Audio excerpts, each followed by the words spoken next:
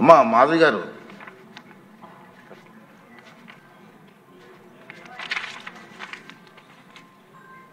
అధ్యక్ష, ధన్యవాదాలు ఈ అవకాశం ఇచ్చినందుకు. నేను ముందుగా ముఖ్యమంత్రి గారు నారా చంద్రబాబు నాయుడు గారికి, అలాగనే మంత్రి గారు నారాయణ గారికి ధన్యవాదాలు తెలియజేసుకుంటున్నాను. అధ్యక్ష, సభ్యులందరూ టిడ్కో హౌసులు కావట్లేదని వాళ్ళ యొక్క ప్రజల యొక్క సమస్యలను తీసుకొని వస్తున్నారు. కానీ కడప నియోజకవర్గంలో మంత్రి గారి సహకారంతో, ముఖ్యమంత్రి గారి సహకారంతో దాదాపు 2 ఫేసెస్లో లక్ష్మీనగర్లో కానీ చల్మారెడ్డిపల్లెలో కానీ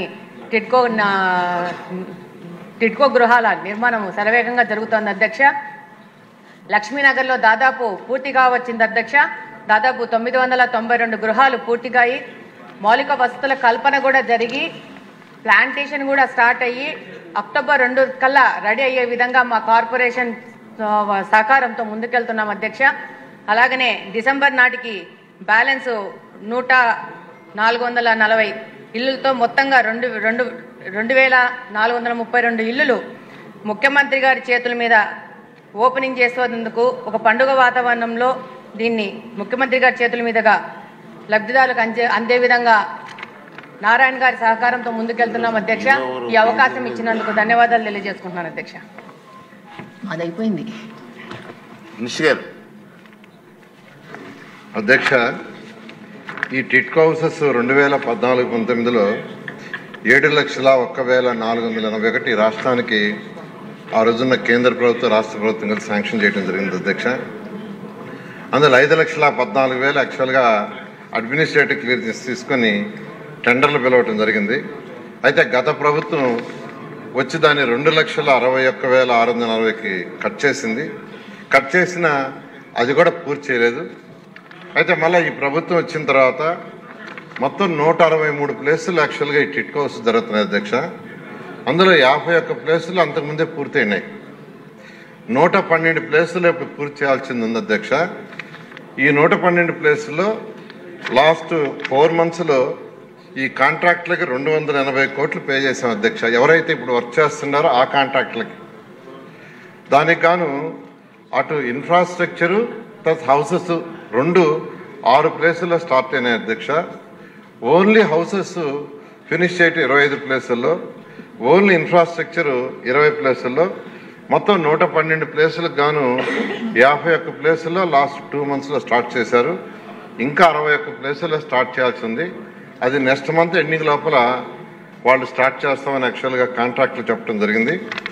ఏదైతే విష్ణుకుమార్ రాజు గారు శాసనసభ్యులు అడిగారో కాంట్రాక్టులకి పెండింగ్ బిల్స్ కానీ వాళ్ళకి ఇవ్వాల్సిన లయబిలిటీస్ కానీ మొత్తం 3,664 కోట్లు ఉంది. అధ్యక్ష, 3,664 కోట్లు పే చేయాల్సింది. అది కాకుండా వర్క్ పూర్తి చేయాలంటే 2,100 కోట్లు కావాలి. అధ్యక్ష, అదేవిధంగా రీఫండ్ ఏదైతే 1,50,000, 50,000, 25,000 జగన్మోహన్ రెడ్డి గారు ఒక జీవో ఇచ్చి వెళ్ళిపోయారు, డబ్బులు ఇవ్వాల, దానికి 375 కోట్లు. సో ఈ ప్రాజెక్ట్ పూర్తి కావాలంటే 6,139 కోట్లు కావాలి. అధ్యక్ష, దానికి గాను హట్కోలో లోను యాక్చువల్గా రిక్వెస్ట్ చేయడం జరిగింది. వాళ్ళు 4,500 కోట్లు ఇవ్వడానికి యాక్సెప్ట్ చేశారు.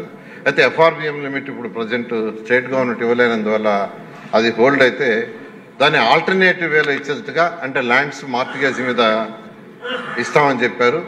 దానికి కానీ ఈరోజు కలెక్టర్ గారి దగ్గర దాదాపు 800 ఎకరాల లక్షలు సేకరించాం. మరొక 200 ఎకరాలు సేకరించి సబ్మిట్ చేస్తే ఆ 4,500 రిలీజ్ చేస్తారు. అధ్యక్ష, అది రిలీజ్ చేస్తే ఈ యొక్క కాంట్రాక్టులకు ఏదైతే 3,664 కోట్లు ఇస్తూ ఈ వర్క్ పూర్తి చేయడం జరుగుతుంది. అధ్యక్ష, ఓకే అండి. సార్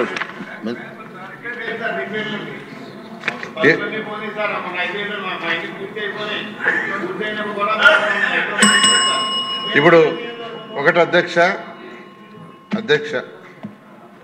అధ్యక్ష కొన్ని దగ్గరలో హౌసెస్ పూర్తి చేశారు.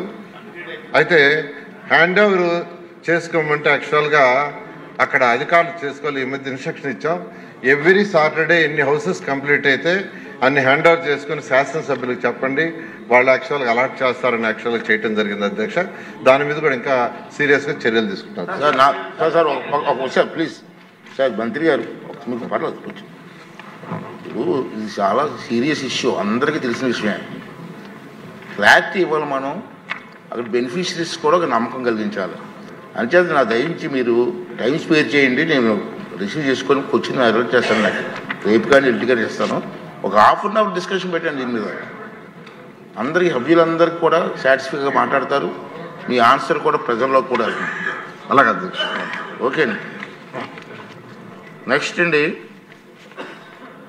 Question number 1089.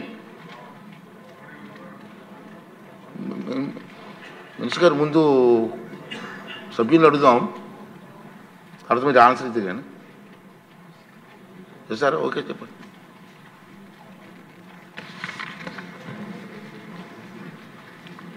ధన్యవాదాలు అధ్యక్ష. మొదటి ప్రశ్నకు సమాధానం అవునండి. రెండవ ప్రశ్నకు సమాధానం గారం మండలంలో ఎండిపోయిన ఆయకట్టుకు నీటిని సరఫరా చేయడం కోసం పనులను చేపట్టడానికి సంబంధించిన విషయం రూపొందించబడుతున్నది. మూడవ ప్రశ్నకు సమాధానం శ్రీకాకుళం జిల్లాలోని పచ్చవలస మరియు అంబళ్ళవలస గ్రామాల్లో ఎత్తిపోతల సాగునీటి ప్రాజెక్టుల నిర్మాణానికి ప్రతిపాదన సిద్ధం చేయడం జరుగుతున్నది.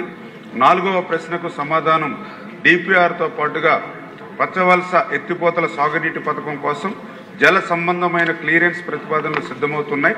అమ్మల్లవలస ఎత్తిపోతల సాగునీటి పథకానికి జల సంబంధమైన క్లియరెన్స్లు ఇవ్వడమైనది మరియు పనులు ప్రారంభించకపోవడం వల్ల మరి మంజూరు అయినటువంటి రద్దు ఏదైతే పనులు రద్దు చేయడం జరిగిందో దాన్ని సవరించినటువంటి డిపిఆర్ ప్రకారం మళ్ళీ రూపొందించడం జరుగుతుంది అధ్యక్ష.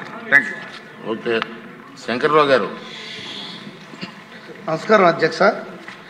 శ్రీకాకుళం నియోజకవర్గ శివారు ప్రాంతాలకు సాగునీరు అందించే విషయంపై మాట్లాడే అవకాశం ఇచ్చినందుకు ధన్యవాదాలు తెలియజేసుకుంటూ, కూటమి ప్రభుత్వం ఏర్పాటైన తర్వాత గౌరవ ముఖ్యమంత్రి వర్యులు ఆంధ్రప్రదేశ్ని అన్నపూర్ణ ఆంధ్రప్రదేశ్ చేసే దిశగా శరవేగంగా సాగునీటి ప్రాజెక్టులు చేస్తున్నందుకు అభినందిస్తూ, శ్రీకాకుళం జిల్లాలో మాకు జీవనాడైనటువంటి వంశధార ప్రాజెక్టులో స్టేజ్ 2 ఫేజ్ 1లో భాగంగా రైట్ మెయిన్ కెనాల్ దాదాపు 60,000 ఎకరాలకు సాగునీరు అందించే విషయంలో మా శ్రీకాకుళం నియోజకవర్గానికి గారమండలం వచ్చేసరికి 37TE అనే ప్రాజెక్టు 2007లో అప్పటి కాంగ్రెస్ ప్రభుత్వం అట్టహాసంగా నీరు అందించామని ప్రారంభోత్సవం చేసినప్పటికి కూడా 2006లో ప్రారంభమైన వరకు 2009లో నిలిపివేయబడ్డాయి అధ్యక్ష. దానివల్ల 4,600 పైచీలకు ఎకరాలకి నీరు లేని పరిస్థితి అధ్యక్ష. ఓన్లీ ఎక్స్కవేషన్ మాత్రమే జరిగింది. అయితే దానికి గౌరవ మంత్రివర్యుల దృష్టికి తీసుకెళ్ళడం జరిగింది. అధికారుల దృష్టికి తీసుకువెళ్తే 10.10 కోట్లతో మళ్ళీ ప్రతిపాదనలు సిద్ధం చేసినప్పటికీ అధ్యక్ష అది మళ్ళీ ఆ కాంట్రాక్ట్ ఈ రోజు వరకు క్లోజ్ అవ్వలేదు అధ్యక్ష. చాలాసార్లు నేను విన్నవించుకోవడం జరిగింది. మరి అధికారులు నిర్లక్ష్యం మూలంగా దీన్ని పట్టించుకోవట్లేదు. ఎందుకంటే సుమోటోగా దీన్ని ఈఓటీ ఎస్సీ పరిధిలో దీన్ని క్లోజ్ చేయాలి అధ్యక్ష. అప్పుడే కొత్త టెండర్లకు వెళ్లాల్సి వస్తుంది. సో ఇక్కడ మాకు ధవళేశ్వరం నుండి ఎస్సీ గారు రావడం వల్ల మాకు ఫుల్ టైం ఎస్సీ గారు లేని పరిస్థితి కూడా మాకు ఇది ఒక లోపం అధ్యక్ష. దీని కారణంగా ఇది ఒక పక్క సముద్రం, ఒక పక్క రైట్ మెయిన్ కెనాల్, ఒక పక్క వంశధార నది ఉన్నప్పటికి కూడా ఈ మధ్య దాదాపు 2,500 ఎకరాలకి ఇంజన్లతో తోడుకుంటుండగా ఇంకో 2,300 ఎకరాలు ఎడారిగా ఉండే పరిస్థితి అధ్యక్ష. దీనివల్ల మాకు 11 విలేజెస్ జల్లపేట, నిజామాబాదు, జాఫరాబాదు, తూలుగు, కొత్తబెల్లంపేట, వత్సవలస, గోరువానిపేట, మంగువానిపేట, తండేలపేట, ఒనువానిపేట, ఆమదాలపాడు ఈ ప్రాంతాలన్నీ పూర్తిగా ఎడారిలా ఉన్నాయి అధ్యక్ష. వర్ష పడితేనే పంటలు, లేకపోతే లేని పరిస్థితి అధ్యక్ష. దీనిపైన గౌరవ మంత్రివర్యులకు మీ ద్వారా తెలియజేస్తుంది ఏంటంటే ముందు ఆ కాంట్రాక్ట్ క్లోజ్ చేయాలి అధ్యక్ష. 17 సంవత్సరాలుగా కాంట్రాక్ట్ క్లోజ్ అవ్వలేదు. దాన్ని క్లోజ్ చేయాలంటే ఈఓటీ లేదు. సుమోటోగా ఈఓటీ ఇస్తూ ఆ ఎస్సీ గారు ముందు ఆయన పరిధిలో ప్రపోజల్స్ ఉన్నాయి. ధవళేశ్వరం నుండి ఎస్సీ గారు వస్తున్న పరిస్థితి. అట్లీస్ట్ ఒక రోజు వచ్చి ఆయన దీనిపైన కాన్సన్ట్రేషన్ చేసి ముందు ఈ వర్క్ని సుమోటో ఈఓటీ ఇచ్చి క్లోజ్ చేస్తే అప్పుడు ఫర్దర్ మనం వర్క్ చేపట్టడానికి మనకు అవకాశం దొరుకుతుంది కనుక.